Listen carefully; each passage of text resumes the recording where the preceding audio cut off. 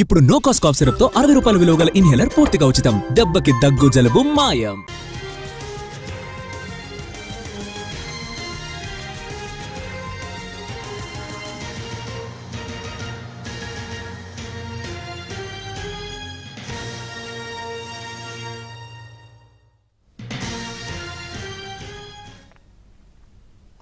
ఇవాళ సీఎం రేవంత్ రెడ్డి ఉస్మానియా యూనివర్సిటీకి వెళ్తారు. మధ్యాహ్నం 12:30 విశ్వవిద్యాలయాన్ని సందర్శిస్తారు.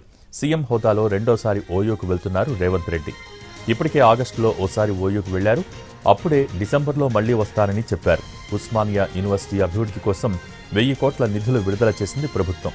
సిబ్బంది నియామకం, నూతన భవనాల నిర్మాణం, ఓయూలో సమస్యల పరిష్కారంపై సీఎం రేవంత్ ఫోకస్ పెట్టారు.